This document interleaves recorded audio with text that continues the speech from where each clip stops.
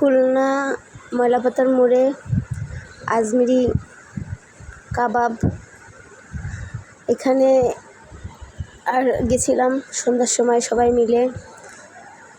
তো সিঁড়ি দিয়ে উঠে দেখলাম ভিতরে আরও বসার জায়গা আছে, আবার ভালো সুন্দর করেই পরিবেশটা সুন্দরও ছিল।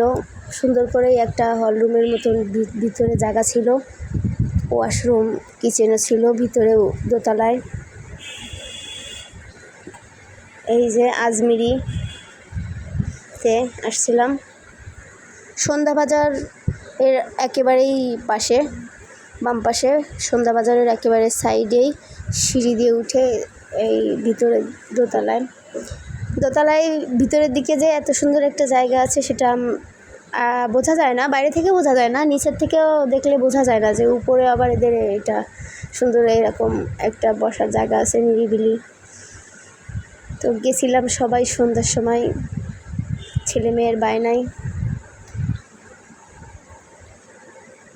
খাবারটাও মজা, খুবই টেস্টি ছিল এখানে। তারপর পরিবেশটাও খুব সুন্দর। এই যে কিচেন আছে একটা উপরে, নিরিবিলিও ছিল। তো আর কি ঘুরলাম, বেবিরা খুবই ঘুরে মজা পাচ্ছিল, অনেকটা জায়গা। তো আমরা খাবার অর্ডার দিয়ে উপর দিয়ে ঘুরছিলাম, তো খাবার হয়ে গেছে। যেহেতু বেবিরা ছোট, ওদের নিয়ে কোথাও বসে খাওয়াটা বাইরে তেমন হয় না, কারণ ওরাও ভালোভাবে খেতে পারে না, আর অনেক টাইম লাগে।